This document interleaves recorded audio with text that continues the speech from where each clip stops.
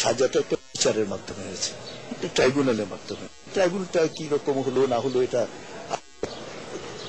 এখন দেখতে চায়।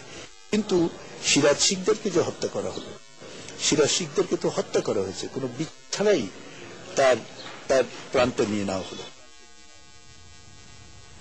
আদালতের নির্দেশ অমান্য করে মহাস্থানগড়ের ভেতর দিয়ে রাস্তা নির্মাণ অব্যাহত রাখায় স্থানীয় থানার ওসি, মহাস্থানগড় মার্জার কমিটি চেয়ারম্যান এবং জাদুঘরের কিউরেটরকে 30 জানুয়ারি তলব করেছেন হাইকোর্ট।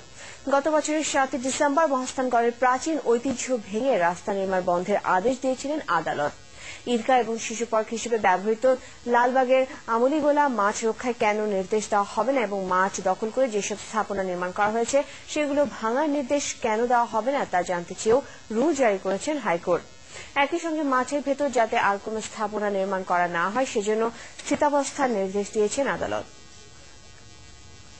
সিঙ্গাপুরে মতবিনিময় সভা করেছেন বিভিন্ন সামাজিক এবং বাণিজ্যিক সংগঠনের নেতারা। বিশেষ অতিথি ছিলেন এমপ্রেস টেলিফোন লিমিটেড চ্যানেল আয়ের পরিচালক জহিরুদ্দিন মাহমুদ মামুন। অনুষ্ঠানটি পরিচালনা করেন বিশিষ্ট ব্যবসায়ী শহীদুজ্জামান। বক্তৃতা করেন Singapore national university professor doctor Mustafizur Rahman, Singapore Bangladesh সোসাইটির প্রেসিডেন্ট রফিকুল কাদের, সৈয়দ মঞ্জুর এলাহি, শাহ জামাল, মনোয়ার হোসেন, শহীদ হোসেন খোকন এবং অন্যরা। সিঙ্গাপুরে বাংলাদেশ হাউস নির্মাণের প্রস্তাবে চ্যানেলের পক্ষ থেকে সহযোগিতার আশ্বাস দেন পরিচালক জহিরুদ্দিন মাহমুদ মামুন। সভায় বক্তারা সংগঠনের সাথে আলোচনার ভিত্তিতে সিঙ্গাপুরে সামাজিক, সাংস্কৃতিক এবং প্রবাসী বাংলাদেশিদের উন্নয়ন কাজ পরিচালনায় গুরুত্ব আরোপ করেন। স্টার হাবের মাধ্যমে সিঙ্গাপুরে চ্যানেল আয়ের সম্প্রচার শুরু হওয়ায় অভিনন্দন জানানো হয় সভায়।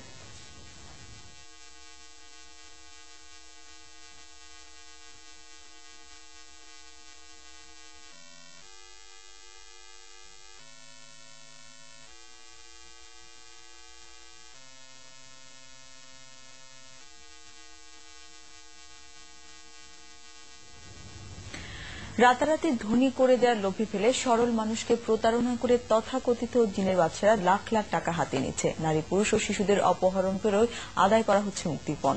গাইবান্ধার কথিত জিনের বাদশারা গ্রাম ঘুরে মোহসেন হোসেনের তোলা ছবিতে রিপোর্ট করছেন এনামুল কবির রূপম। এই যে আল্লাহর রহমতে খোদার ফজলিতে কিছু দায়িত্ব মালামাল অপুরো ভান্ডার তুলনামূলক কিছু বরাদ্দ হয়ে গেছে বাবা। এভাবেই গভীর রাতে মোবাইল ফোনে ধর্মীয় বুলি আওড়ে ফাঁদ পাতে কথিত জিনের বাদশা। তাদের বেশিরভাগেরই বাস গাইবান্ধা জেলার গোবিন্দগঞ্জ উপজেলার বালুয়া গ্রাম এবং আশপাশের এলাকা। লোভে পড়ে তাদের কাছে স্বর্ণালঙ্কার, টাকা পয়সা তুলে দেয় সাধারণ মানুষ।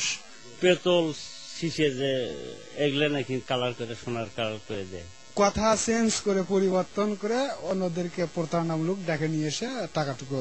জিনের বাদশা ও তাদের সহযোগীরা কখনো কখনো অপহরণের মাধ্যমে মুক্তিপণ আদায় করে। তাদের আস্তানা থেকে অপহরণ হওয়া এক কিশোরীকে উদ্ধার করেছে পুলিশ।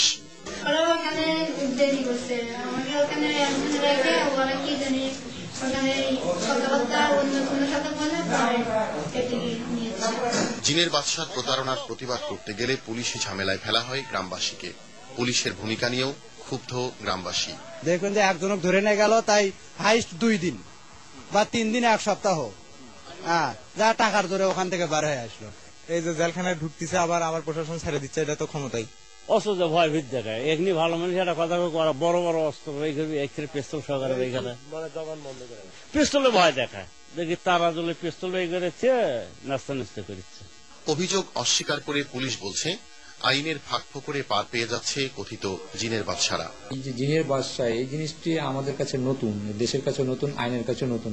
সুনির্দিষ্টভাবে তাদের অভিযোগ দেওয়া যাচ্ছে না এবং যার জন্য এটা বেশি দিন এদেরকে আমরা ধরে রাখতে পারছি। এরা জামিন নিয়ে চলে আসতেছে, এসে আবার আগের ব্যবসায় হয়তো অনেকে নিয়োজিত হয়ে যাচ্ছে। প্রতারক জিনের বাদশার কাছ থেকে আগ্নেয়াস্ত্র উদ্ধারের ঘটনায় এলাকাবাসীর সাথে উদ্বিগ্ন পুলিশ সদস্যরাও। গাইবান্ধা থেকে এনামুল কবির রূপম, চ্যানেল আই। সময় হলে আরো একবার স্ট্যান্ড বাই বিরতি নেবার। বিরতির পর থাকছে ভারতের বিপক্ষে 5 ম্যাচের ওয়ানডে ক্রিকেট সিরিজ জিতেছে সাউথ আফ্রিকা। ইংল্যান্ডের বিপক্ষে টানা 3য় ওয়ানডে জিতল অস্ট্রেলিয়া।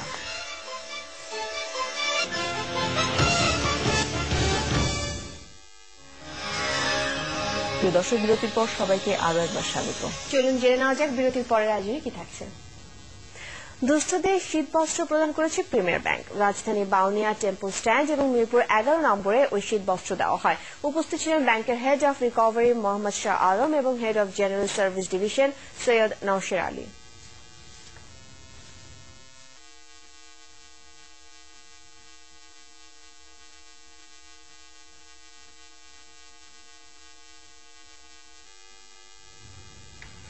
রংপুরের কাউনিয়ায় দুস্থদের শীতবস্ত্র দিয়েছে ব্যাংক অফিসার্স ক্লাব। উপস্থিত ছিলেন বাংলাদেশ ব্যাংকের রংপুর শাখার মহাব্যবস্থাপক নুরুন নাহার, কৃষি বিশেষজ্ঞ এমজি নিয়োগী, ব্যাংক কর্মকর্তা রেজাউল করিম এবং অন্যরা।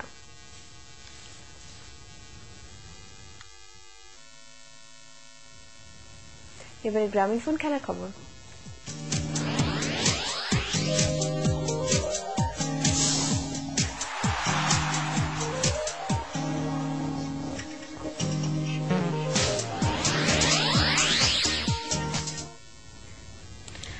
ভারতের বিপক্ষে 5 ম্যাচের ওয়ানডে ক্রিকেট সিরিজ 3-2 জিতেছে সাউথ আফ্রিকা। পঞ্চম সিরিজ নির্ধারণী ম্যাচে প্রোটিয়ারা ডাকওয়ার্থ লুইস মেথডে 33 রানে জয়ী হয়।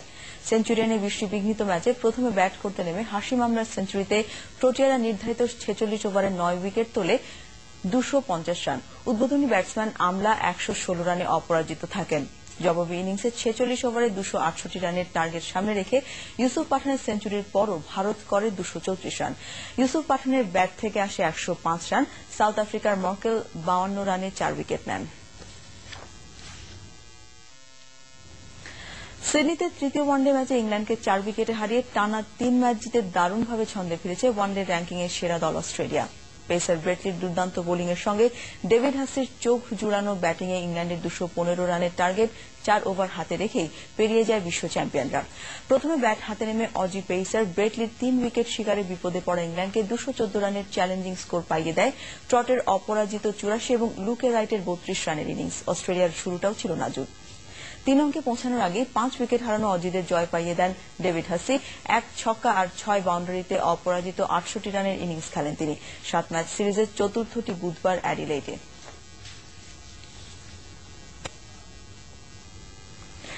গ্রামীণফোন বাংলাদেশ লিগের 2টি ম্যাচই অমীমাংসিতভাবে শেষ হয়েছে। কক্সবাজার স্টেডিয়ামে চট্টগ্রাম আবাহনী এবং চট্টগ্রাম মোহামেডানের ম্যাচটি ড্র হয়েছে 1-1 গোলে।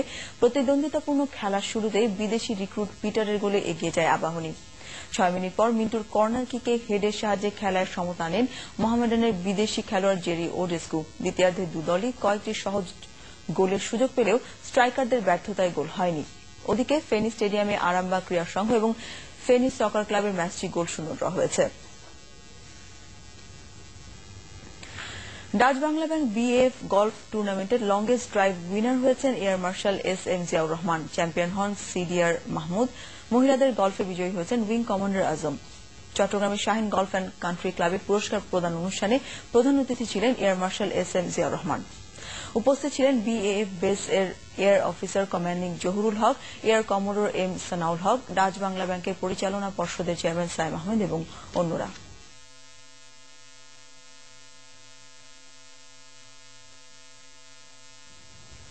এবারে আনন্দ আলো সাংস্কৃতিক সংবাদ।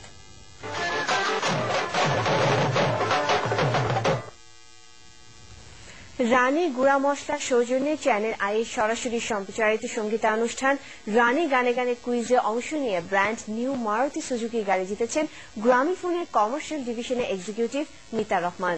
চ্যানেল আই কার্যালয় প্রাঙ্গণে অনুষ্ঠানে 3 জন বিজয়ীদের মধ্যে লটারিতে তিনি এই গাড়ি জিতে নেন। ঈদুল আজহার প্রথম দিন থেকে পঞ্চম দিন রাত 2টা থেকে ভোর 5টা পর্যন্ত প্রতিদিনের কুইজে অংশ নিয়ে সর্বোচ্চ ও সঠিক SMS পাঠিয়ে বিজয়ী হন মিতা, জীবন এবং জাহেদ। অনুষ্ঠানে উপস্থিত ছিলেন empress Telefilm limited channel I এর ব্যবস্থাপনা পরিচালক ফরিদ রেজা সাগর, ড্যানিশ কন্ডেন্স মিল্কের ব্যবস্থাপনা পরিচালক আজিজ আল মাহমুদ মিঠু এবং অন্যরা। SMS দাতা পেয়েছি আমরা এখানে, কিন্তু আমরা দিতে পেরেছি একটা। তো ভবিষ্যতে যদি এরকম হয় আমরা একের পরিবর্তে অধিক গাড়ি যা দিতে পারি সেটা আমরা চ্যানেল আই কর্তৃপক্ষ প্লাস পার্টেক্স এর আপনার রানীগুড়া মশলার পক্ষ থেকে আমরা সেটা চেষ্টা করবো। চ্যানেল আই কর্তৃপক্ষকে আমরা ধন্যবাদ জানাই যে আমাদেরকে এই ধরনের একটা সুন্দর প্রোগ্রামের সুযোগ করে দেওয়ার জন্য। সংবাদের শেষ পর্যায়ে আবারও জানিয়ে দিব সিটিজেন সংবাদ শিরোনাম।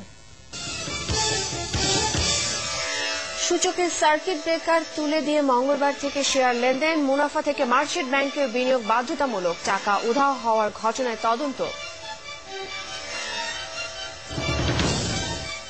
পুঁজিবাজারে দরপতনকে আর্থিক খাতের পচন বলেছেন সাবেক গভর্নর। বাজিকরদের কারসাজি ও নিয়ন্ত্রকদের ব্যর্থতার দিকে অভিযোগের আঙুল।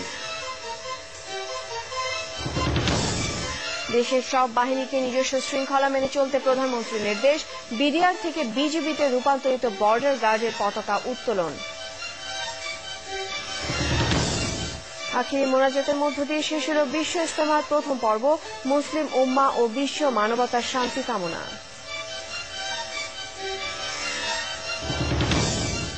এবং যুদ্ধাপরাধের বিচারে পাকিস্তানের আপত্তি নেই জানালেন জাতিসংঘে বাংলাদেশের স্থায়ী প্রতিনিধি। ক্ষমা চাওয়ার পক্ষে অনেক পাকিস্তানি কূটনীতিক।